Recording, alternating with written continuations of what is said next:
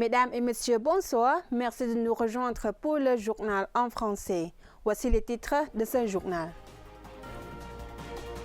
Rencontre entre Somdak Tapadei et chef d'état-major des forces armées des Philippines.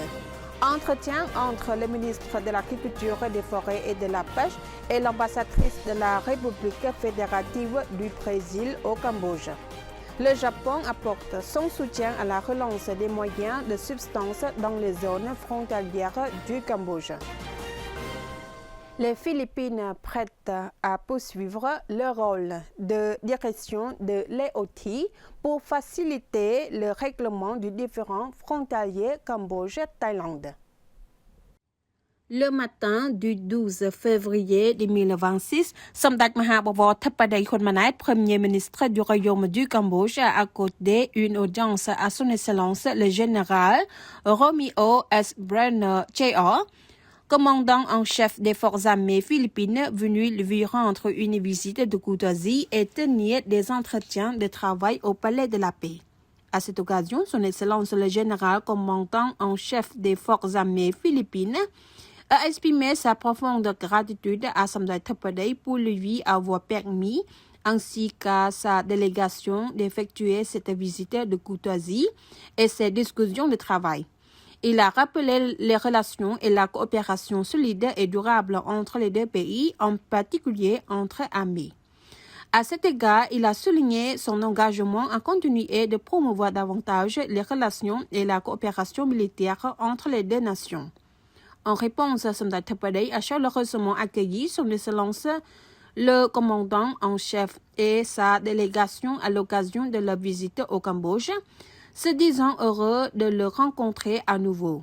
Il a exprimé sa satisfaction et sa haute appréciation quant au progrès des relations et de la coopération dans le domaine de la défense entre les deux pays, notamment en matière de partage d'expériences et de renforcement des capacités entre leurs forces armées.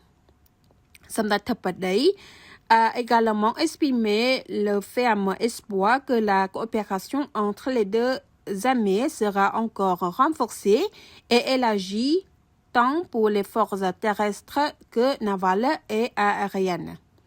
Concernant la situation le long de la frontière entre le Cambodge et la Thaïlande, Somdak Theppaday a informé son Excellence le commandant en chef et sa délégation des récents développements et a réaffirmé la position du Cambodge en faveur d'un règlement pacifique de la question frontalière fondée sur les accords bilatéraux, les conventions et traités existants, ainsi que sur le droit international. Le Cambodge s'engage fermement à respecter les accords conclus entre les deux pays par le passé. En outre, Somdak Theppaday a hautement apprécié le rôle du groupe d'observateurs de l'ASEAN EOT et s'est dit convaincu que sous la direction des Philippines en tant que présidente tournante de l'ASEAN, le groupe EOT continuera à contribuer activement à la facilitation d'un règlement pacifique de la question frontalière entre le Cambodge et la Thaïlande. Pour sa part, son Excellence le commandant en chef a indiqué que les Philippines suivent attentivement cette question et sont prêtes à poursuivre la direction du groupe EOT dans le but de faciliter de manière impartiale le règlement du différend frontalier en vue d'adopter une paix et une stabilité durable aux deux pays ainsi qu'à l'ensemble de la région.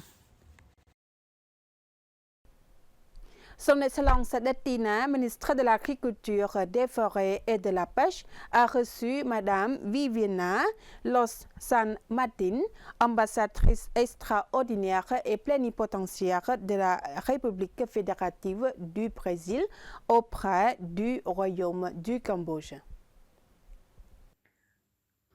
Lors d'une visite de courtoisie et d'un entretien de travail au ministère de l'Agriculture, des Forêts et de la Pêche, Son Excellence le ministre de Tina s'est félicité du renforcement de la coopération et a évoqué le potentiel des échanges agricoles entre les deux pays qui se complètent mutuellement. Elle a notamment souligné le potentiel des produits agricoles cambodgiens tels que le riz, le manioc et les noix de cajou qui offrent au secteur privé brésilien des opportunités de coopération et d'investissement dans la transformation, le conditionnement, la commercialisation et l'exportation vers les marchés internationaux. Parallèlement, son Excellence le ministre a encouragé la partie brésilienne à étudier la possibilité de fournir des intrants agricoles et des techniques agricoles de haute qualité et abordables afin d'aider les agriculteurs à réduire le coût de production et à atteindre une durabilité économique.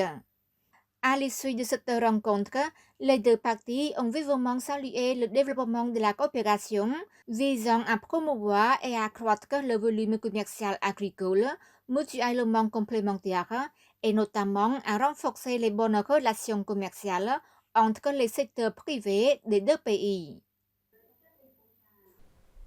Le Japon signe un accord de subvention d'un montant d'environ 1,5 million de dollars américains pour soutenir la relance des moyens de substance dans les zones frontalières du Cambodge.